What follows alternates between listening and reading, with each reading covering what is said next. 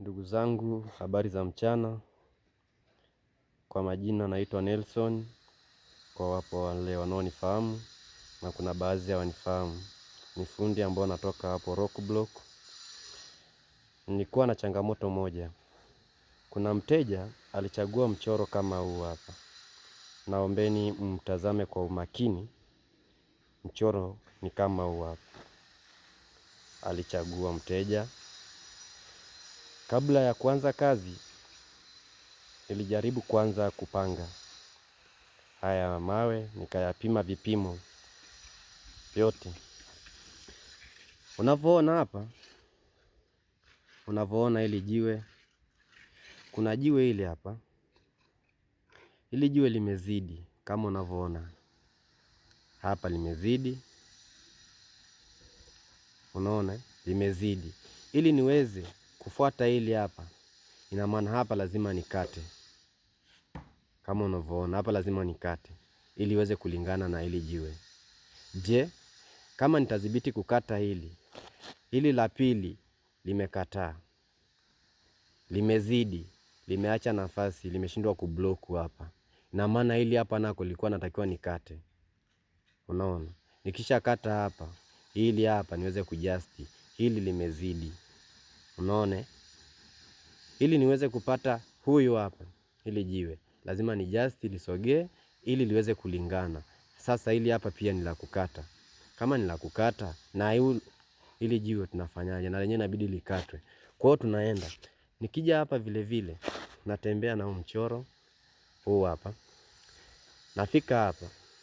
Jiwe limekataa tena. Unaona? Hili limefika mwisho, limekataa kuumana na huyu ambapo nilikuwa natakiwa aende size. Unaona, lenyewe hili hapa natakiwa likatwe. Unaona?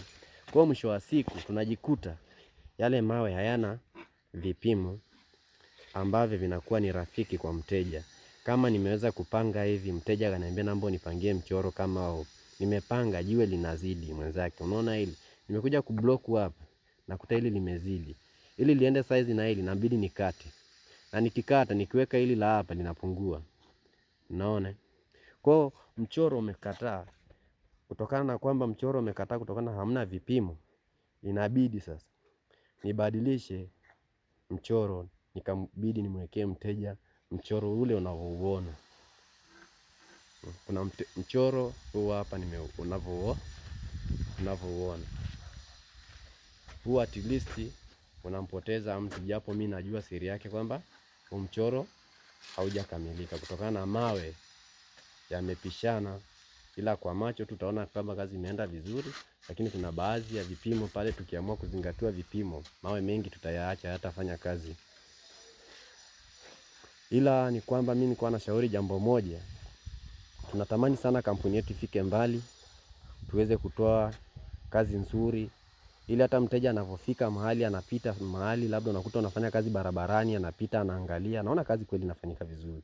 Ila changamoto mafundi sisi tunazoziona ni kama hizo vipimo, tunaombeni vizingatiwe. Kuna jiwe lina 38, kuna jiwe hapa hivi lina 37, kuna lingine lina 40. Sasa unakuta mchoro mmoja, mawe yamekuja yana vipimo karibia vitatu tofauti tofauti. Sasa unakuta je, mteja kama huyo akizingatia labda mchoro wake uandaliwe ule aliokuwa ameuchagua, ina maana tunaweza tukaacha mawe mengi site, alafu mwisho wa siku mawe yanatoka mbali, dakika za mwisho anaambiwa rudisha huo mzigo, hauna vipimo vilivyo sahihi. Unaona? Kwa hiyo sisi tunapitia huku, lakini unakuta mchoro ule aliochagua mteja sio ule anaenda kufanyiwa kazi, kwa sababu sisi tunajiongeza ili ule mteja tumridhishe kwa kazi nzuri, ili sifike mahali tukampoteza ule mteja kutokana na changamoto ambayo inajitokeza. Kwa hiyo saa nyingine unaweza kumtumia tu kauli nzuri kwa hapo jinsi ilivyo, bwana haya labda hii ilikuwa ni nyongeza tu umezawadiwa, lakini mawe yaliyo halisi labda yako kadhaa. Lakini unampa tu ile kauli ya kumridhisha, lakini saa nyingine unakuwa kabisa naona basi nitafutie picha iliyo nzuri, wewe niwekea hapo. Nakwambia sasa wewe ni kazi ni ya kwako. Kazi yangu nataka iwe nzuri, anakuachia kazi. Sasa wewe ndo unaanza kuumiza, nipige mchoro gani kutokana na mawe yaliyoletwa hayana vipimo. Mimi nilikuwa napenda tu tuweze kushirikiana pamoja na kila mmoja asimame kwenye nafasi yake, afanye kazi iliyo nzuri. Kama unavyoona hata hizi pevi ni nzuri sana. Ni nzuri, ila pia kuna zingine zinazidi kidogo. Unaona? Lakini na hizi ni ile umakini unakosekana kidogo, hata vile vile unavyoona, kama unavyoona. Kazi zinaenda vizuri. Kwa hizo ile changamoto ndo kama hizo. Nilikuwa naomba tukizingatia vitu kama hivi, naweza tukafika mbali zaidi. Asanteni.